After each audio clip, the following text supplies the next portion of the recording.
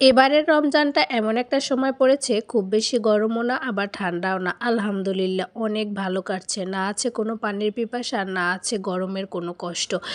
Hello everyone, আসসালামু আলাইকুম। সবাই কেমন আছেন? আশা করছি সবাই অনেক বেশি ভালো আছেন। আমি আলহামদুলিল্লাহ ভালো আছি। আসলে রমজান মাস সবাই এত বেশি ব্যস্ত থাকে যে সারাদিন রোজা রাখার পরে একটু ক্লান্তি আসে। তো ক্লান্তি আসলেও দেখা যায় সংসারের আরও অনেক কাজকর্ম থাকে, সেগুলো করে আসলে পেজে সময় দেওয়া ওঠে না।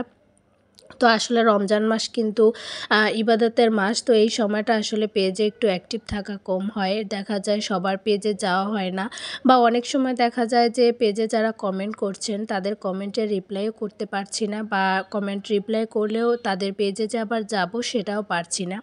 তো যাই হোক, অনেক ভালোবাসার আপুরা আছেন, দেখা যায় তারপরও আমার পেজে আসেন বা কমেন্ট করেন। তো তাদের কাছে আমি অনেক বেশি কৃতজ্ঞ। তো আসলে এবারের রমজানটা মানে এমন একটা সময় দেখা যায় ঝোল তরকারিটাও আসলে সেরকম কিন্তু খাওয়া যায় না। যেহেতু এখন শীত চলে গেছে, তো ঝোল তরকারিটা খুব একটা ভালো লাগে না। আর আমার হাসব্যান্ড যেহেতু একটু শাক-টাক পছন্দ করে, তো প্রত্যেকবারই দেখা যায় রমজানে আমাদের পাশাপাশি মাছ যাই থাকুক না কেন, পাশাপাশি একটা শাক থাকেই। তো আর এবার হচ্ছে ওর বাবা যেহেতু প্রথম ৩-৪ রোজায় ছিল না, তো বাড়ি থেকে হচ্ছে যে হেঁচি শাক বা হেলেঞ্চা শাক যেটা বলি আমরা, ওই শাকটা নিয়ে এসেছিলেন। আমার বড় ননদ দিয়েছিল। তো আগে আসলে আমার শাশুড়িমা যখন বেঁচে ছিলেন তখন তো সে একটা জিনিস দিত। তো এখন হচ্ছে আমার বড় ননদ আছে, সে মনে করে দিয়ে দেয়।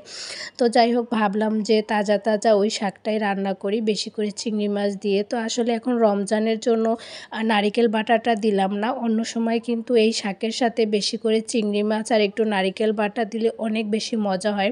যেহেতু রমজানে আসলে সবারই একটু কম বেশি গ্যাসে প্রবলেম থাকে, আর যেহেতু ভাজা পোড়াও খাওয়া হয়, এইজন্য হচ্ছে আর নারিকেল বাটাটা দিলাম না। আর এখানে হচ্ছে আমি ইলিশ মাছ দিয়ে সিমের বিচি রেখেছিলাম। তো ডিপ ফ্রিজে তো সংরক্ষণ করেছিলাম কিছুটা, তো ওগুলো দিয়ে একটু রান্না করব। এই প্রথমবার হচ্ছে আমি ইলিশ মাছটার সাথে সিমের বিচিটা অ্যাড করলাম।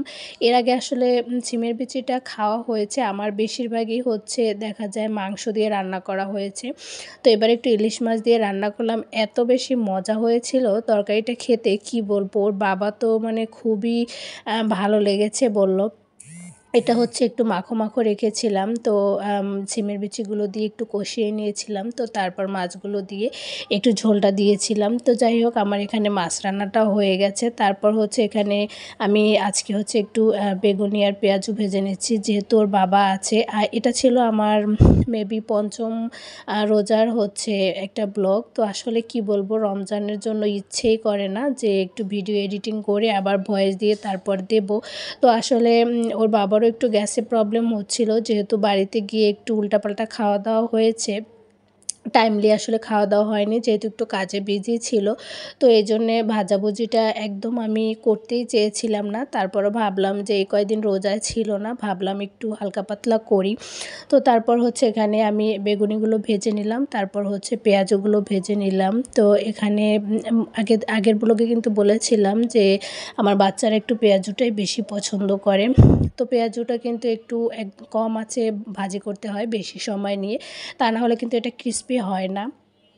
তো আলহামদুলিল্লাহ যেটুকুই পেরেছি জোগাড় করেছি। তরমুজ ছিল, আর হচ্ছে ওর বাবা একটা দই নিয়ে এসেছিলো। আর আমাদের এই রমজান মাসে দেখা যায় দই চিড়াটা খুব পরিমাণে খাওয়া হয়। আর বাসায়ও হচ্ছে আমি দই চিড়া না থাকলেও অন্য একটা ঠান্ডা যে কোনো একটা ডেজার্ট আইটেম করি। তো যাই হোক, আজকের ভিডিওটা ছিল এখানেই আমার। আল্লাহ হাফেজ।